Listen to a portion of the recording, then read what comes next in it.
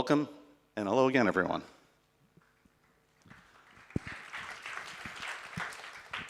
So the thing I like to instill to everybody and everyone in the room is, do you realize what a fantastic time the business is in right now, and how blessed you are to actually be doing this? If you're a filmmaker or a TV creator, there has not been a better time in the business, and I've been doing this for 35 years, and every morning I wake up and I'm jazzed about what this is. So I got started because, and I said to the gentleman earlier, back in 1968, my dad bought me a Super 8 reel of the film Son of Frankenstein by Universal, 1939, and then I collected those old Super 8 reel-to-reels, created a room with a projector and a screen in my bedroom as a kid, and then I worked in video stores in the 80s, and lo and behold, my family still doesn't know what I do. So, and that's why I'm here, and you know, it's a great business, and I wanted these distinguished gentlemen to actually, you know, what brought you into this? Why are you in this business? Is this a passion of yours, or? Jim, please. I like the question because I just fell in this industry, content and media, 20 years ago when I was an MBA student in US. I was lucky to be part of a Sports and Entertainment Academy. They just opened my eye. Great people for the last 20 years. That decision really proved me right because I see a lot of friends here and so happy to be here. Ariya?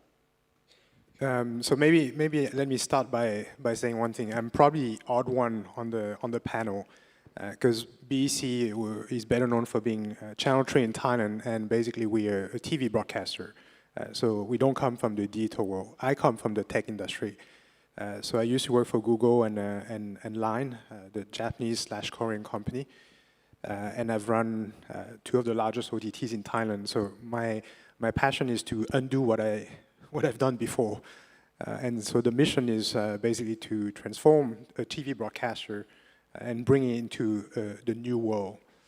So that's what drives me.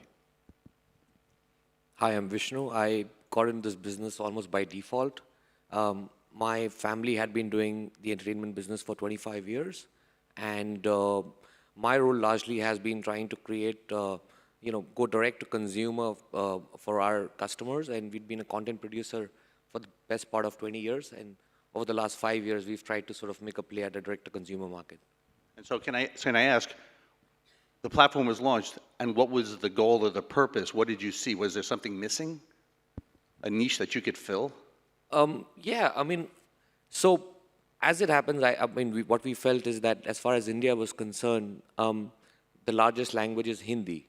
And there were maybe about 15 odd OTT players that were trying to vie for that market. And that includes the likes of Netflix, Amazon Prime, Hotstar, and the likes. And the way we have always been focused on only one language, which is Bengali, we felt that it will take a few years before someone actually started focusing on that one particular language. But to put that into context, Bengali as a language is spoken by about 250 million people globally. It's about the 6th most spoken language in the world. So what we felt is that by honing in on that one particular language, we could focus and make a very big play by having great content. Jimmy? Yes? Genflix. Why? We are the first OTT platform from Indonesia, for Indonesia. And I should say probably over the last 7 years, we are the only one OTT platform which have been profitable, which is amazing in OTT industry. So that probably one of the important proposition I can tell to our consumers. And now, as of now, we position ourselves as a more B2B platform. And then we have 3 production house affiliate we invested, both locally and overseas. They're the one who help us to have a more variety of the content for our platform. So the big word on the street is originals are very important. I think I've heard that. So all right, we had breakfast this morning, and we spoke about that in the passion of the company when it comes to originals and what you're looking at for today and in the future, possibly. I think there's a lot of people on the stage since this morning have been talking about originals, and I just want to point out the elephant in the room. Originals cost a lot of money, and I'm not sure how many people actually are profitable producing originals. It's a tough business. From where I come from, my previous company, we we actually invested in a lot of originals, acquiring, co-producing originals, until we realized that we make a loss on almost every single one of them, right? And the trick is this, do the math. If you want to do just in a year, you just do 12 originals. Do you have enough share of voice to actually promote that content? Because an original, by definition, is just going to be on your platform. And how much visibility do you have? How much marketing power do you have behind your platform so that you can attract an audience and market a content that no one knows, right? Only a few players do a very good job at this. One of them is Netflix. Other than that, I haven't seen a lot of people doing a good job at that. And so what it means is that you invest a lot of money. If you don't get a lot of views, you don't get a lot of money. So return on investment is very poor. So now at my company, having learned from this, we're also interested in original because we want fresh content, right? For today's audience, the millennials that are evading the TV screen. And so a couple of things that we're doing is, one, we do co-production, or people approach us to do co-production. And the point of doing co-production is obviously it decreases the production cost because you have someone investing with you. But at the same time, it opens, and more importantly, beyond cost, it opens a door into a country or a platform, right? That's the end game for me for doing co-production. So when my content is not just on one platform, then I'm able to scale and optimize both production and revenue that we make from it. So that's the idea. That's the idea behind doing co-production with originals. At the same time, we're fortunate enough that Thai content actually exports quite well in this area, in this region. From China to Southeast Asia or Asia in general. So now we're also getting a lot of demand from other countries for Thailand to co-produce originals for these markets. So I think that for me, that's the way that I've sort of worked out to be able to do originals in a way that we don't kill the business, right? And at the same time now, because we also have an OTT service, so usually the originals go onto the OTT service platform. What we do right now is we also make sure that on our own platform, both TV and OTT services, we leverage both screens. Because there's a lot more money from an advertiser standpoint on the traditional screen. So when I'm able to put my original on both screens, on both platforms, I'm able to generate more revenue as well. Vishnu, same thing. How relevant is it to the platform? And then I'll get to when I get to Jimmy, I'll get a different question of what I perceive the original world's going down the line. So I'd say it's extremely important. I mean, we sort of started off, before we launched, we thought that, we'll put all the greatest movies that existed in our market onto the platform, and that ought to be enough. But 6 months before launch, thankfully we realized that was probably not going to be enough. And we sort of launched with about 5 originals to start with, and we've produced about 50 originals till now, over 2 years. We'd spent, like I said, the first part of 25 odd years creating great movies. And we had the best movies on our platform in that language. But it was approximately, I think, 200 hours of original content that we created, which accounts for about 50 to 60% of the content consumed on the platform, irrespective. So I would say it's extremely important because that is something that is unique to you. That gives you leverage to be able to make content that is suited for web as a medium. And that's not exactly the same as making content for films or television, for that matter. And Jimmy. So we have an interesting dynamic between our own platform, Genflix, and our partner production house. For example, with all those analytics we gather from our own platform and our telco partners, and based on that input, we give the direction or feedback or input to the production house, what sort of content they need to produce to monetize better. At the same time, we don't really dictate what kind of content they should produce, because we give them liberty to maximize their production, their content regardless of platform, whether it's Genflix or whoever else, pay more, the one who will get the first right as a window, then we can still rerun in Genflix.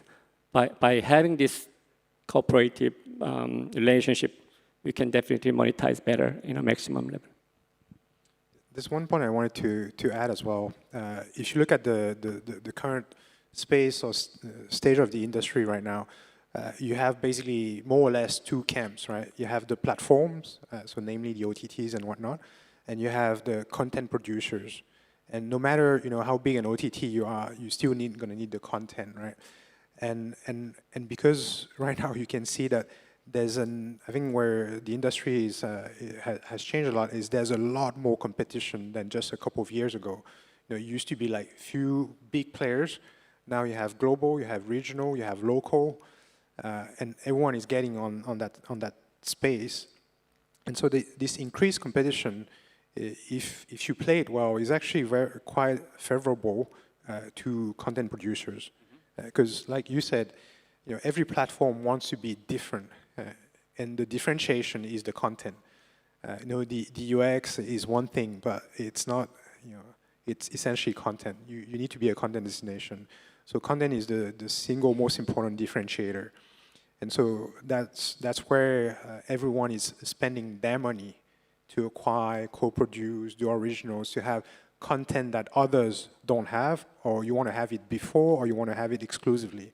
So if you're a content creator, producer, if you play your cards well, it's a future. Yeah. So everyone forgets that if it's original and exclusive and it goes to another platform, it's new content again. Like it's always new to be discovered, and not everyone goes to one particular platform. So originals have multiple lifespans, and that's the thing that people forget about the digital spaces. The digital space is everlasting. You go from platform to platform, and that's why a lot of the Netflixes, the Amazons built their business on a Friends and others that have been out for decades, but it's rediscoverable by different generations. And so if it's good, it's always good. And people forget about that. You make a good piece of product, it's a good piece of product to be monetized over and over again. So I know that within this marketplace, mobile is the big to-do of accessibility of content. Do you foresee that as the future, or do you not? With the prevalence of, I don't know if people are familiar with Roku, one of the larger distribution aggregation companies in the States, the Amazon service that's coming out, Android TV. There are multiple ways for consumers to create their TV at home as a legacy TV and upgrade it so that it's more smart connected, and then gives more opportunities for these gentlemen and their platforms to be distributed easier and cost effectively out there. So do you think that might be a kind of a game changer for the marketplace as it grows? Mobile's never going away, we know that, but mobile is it's not an experience for families to come together and view anything. Hey, Johnny, did you watch that show? Come on, get closer. No, that's not the future. So I just wonder what do you think of that experience? So when I get this question, the answer I always give is, it's very simple. You look at two key players. You look at Apple and Android. There's a reason why the largest tech companies in the world, Apple TV and Android TV, are trying to get on the big screen, right? They wouldn't do that if there was no purpose, right? So I think the TV screen is going to remain. What's inside of it is going to completely change. I've joined the broadcasting world 7 months ago, and the thing I keep hearing about is programming grid, and I'm getting sick of it, right?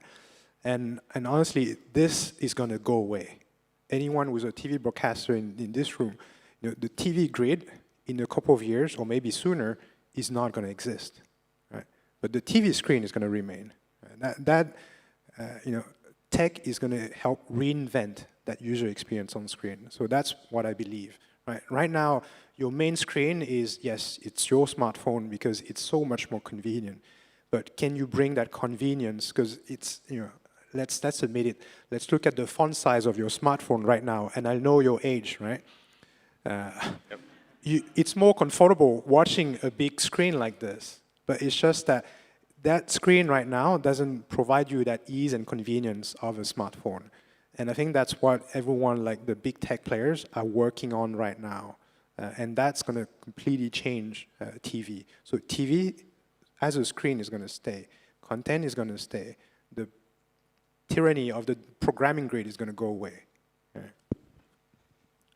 The way we think about this is that as a platform play, you've got to be available just about everywhere. And the same person could be watching content, pick that up while he's on his way home and watch it on his mobile set, get back home, have dinner, and then watch it on the big screen all by himself, or with his family for that matter. One interesting fact on just what our learning has been in terms of the big screen TV being user-friendly or not, what we see is that, you know, one important segment for us is actually the older generation. So that's about, let's say, 45, 50 plus people, and they actually prefer watching it on. So we're talking about Asia, right?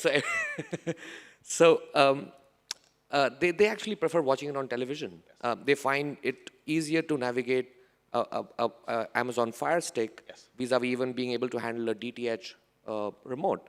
And it's, in some cases, easier for them to navigate that particular remote, which has only got about 5 buttons, as opposed to even a mobile phone where you have to worry about connections and things like that. A lot of that is taken care of by having a simple interface on a television set. And that's the digital way, is ease of access. I mean, that's this, why did DVD explode? Simple, put it in, hit play and go. Digital was not that way. It is now that way. Ease of access and accessibility, and then discoverability is a whole different animal altogether. So, Jimmy. So we all know mobile and digital, all this important for any market, but Indonesia in particular, TV screen is still very relevant and probably most dominant the way of consuming the content in any home in Indonesia. So we have two major screens is competing. At the same time, the kind of content each screen users consuming is different. So we as OTT platform definitely targeting the audience we entertain, like digital audience. But at the same time, if we want to launch new kind of the reality show in Indonesia, we really need free-to-air exposure for sure. So there will be some point we might shift from free-to-air to the platform. But for now, those two really interestingly coexist and meaningful for each audience. So now this one may be a loaded question for everyone, though I prepped you for it. Yeah. So in a basic sense, content creators look to have their vision produced and in the marketplace, but are you looking at long-term incentivizing those producers who work closely with you if their product is very successful on the platforms? It's one of those things that's sourced out there, and you really want a dedicated partner to work with you and participate if there is success. So, you know, what are your thoughts on that? Not asking you to commit. It's just philosophy and thoughts. Is that good for the industry? Is it something you envision? You know, how do you work closer with filmmakers and TV producers? I mean, I see that more so happening with content that already exists. So let's say movies that are more than, let's say, 5 years old, and you know, in a lot of cases, you're not able to arrive at a mutually agreeable price in a lot of cases. And the way to flip that is to say, you know what, if you really believe that the content is as great, and we totally are willing to back that up, now that we've got a decent amount of viewership on our platform, it works no different to how it would work on YouTube, where you'd get incentivized for the number of views or the amount of engagement that you create. And Amazon has a product like that called Amazon Channels, yes. which is a royalty-based system. So, I mean, we're very open to that because there's no better way. You know, proof of the bidding is in the eating of it. So, and we'd love it if the content producer actually makes more money on the back of having great content that became big on the platform. It's a win-win for everybody. We're having some conversations as we speak, and this is only on a case-by-case basis. I mean, we've only been around for 2 years. So, I mean, if we had that conversation last year and we said, you know, you want to go on a revenue share model, they'd be like, you know what, I don't know how big is it going to get. Are you guys going to, you know, last for a very long time? I mean, how big is the traction? Some of those conversations get over as you progress, I guess. And Ariya, with you getting in really deeper into the original side, probably a little more relevant.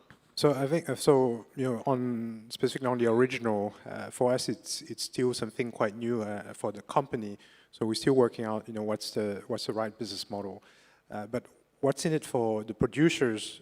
So producers, I'm not sure, I can't speak for producers across other countries, but producers in Thailand are, it's a mix of art and science, mostly art. So money is something that is important, but not necessarily the most important for them.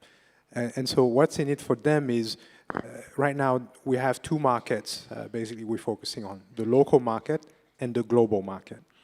And global is interesting because it's basically taking the quality of the production of our producers, their work, beyond just Thailand. And for them, it's not only rewarding, but it's a recognition. Actually, like at the AAA, we have a couple of titles. Hopefully, one of them is going to win. And so it's important for them, that kind of recognition. It's being a film director and being able to be known beyond Thailand is incredible. And so right now, when for the past, let's say, 2 to 3 quarters, we've done great work at penetrating countries like China, Korea, Malaysia, Indonesia, Taiwan, with the content that they produce. So yes, it's under Channel 3, but it's also their success, and for them that's very important. Yeah. And Jimmy? I think other than operational excellency of any of the production house and OTT platform, another way of incentivize any of the stakeholders in our value chain is to give them incentive to have a capital gain in the long term. Then that's why we invested in a lot of production house, and we have a stake. So we have a reason to have a common goal to achieve, not only for the operational profit, but also capital gain together. So that's pretty good incentive for all of us. Well, that's the good and bad of this world. If it works, there's data to support that. If it doesn't work, there's data to support that. And so the nice thing about the digital ecosystem is the companies are, if it works, you should be compensated for that, but you also have to take, not the blame, but the responsibility that it's not working in the audience, and there's the proof for it right there. So it's a great world, but make good product, be smart about the finances you're spending on the product for one also, and make sure you know what platforms within each region of the world to work with. So basically, their 70% of share value should be a lot higher than their 100% share 2 years ago, but just because we have partners and working together. So that's the idea. And let's see if we have any questions as we turn this on. All right, hold on. Do we have any questions?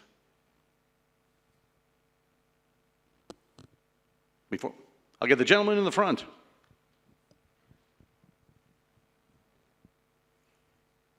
Oh. I'm walking up. I'll hand it back to you. Yeah, the name's Anil Banwari from India. Vishnu, you have a story with 250 million Bengalis. What's the story for Thai content traveling?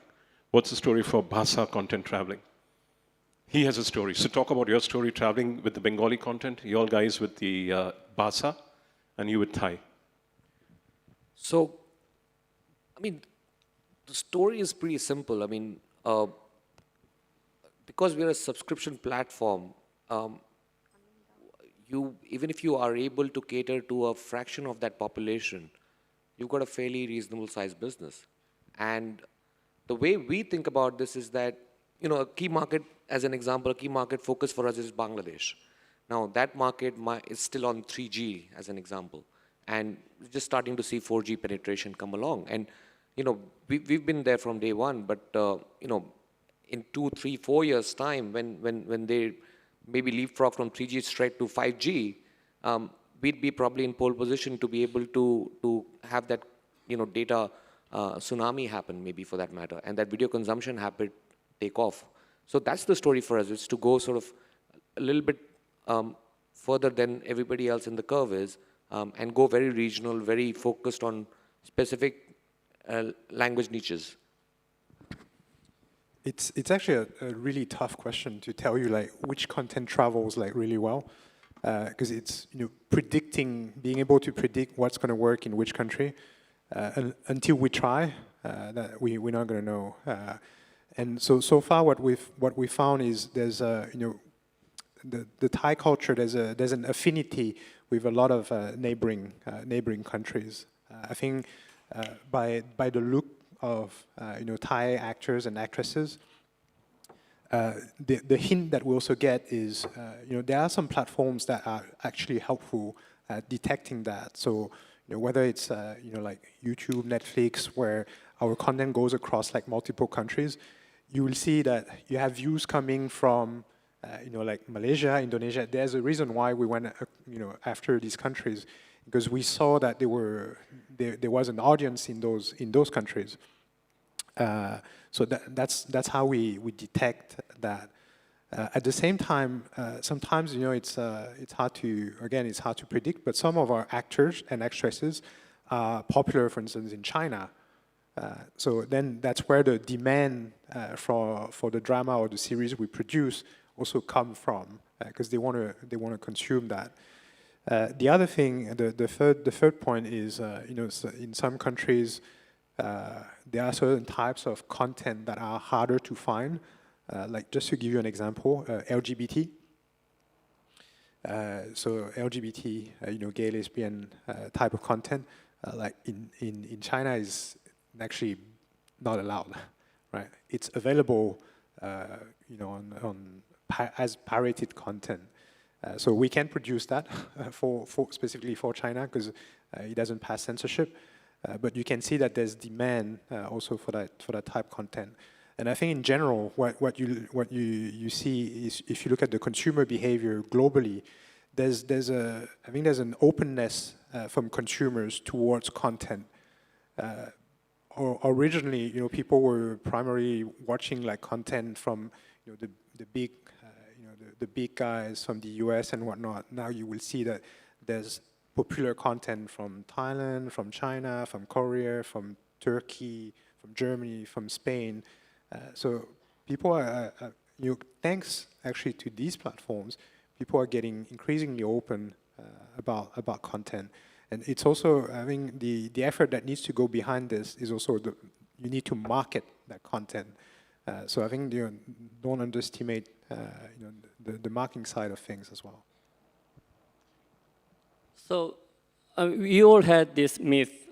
One particular content from each market can travel quite many markets across the border. But we learned that is very challenging. So what I'm now doing is instead of getting all those final content product, but we get relevant IP and format, and to add local flavor and the actors and actresses in it, and produce with a local free-to-air together with another independent production house, that becomes more relevant. So conventional wisdom of having this one source multi-use, just localizing into languaging services, probably that is very limited in terms of expandability of the content. That's my personal view.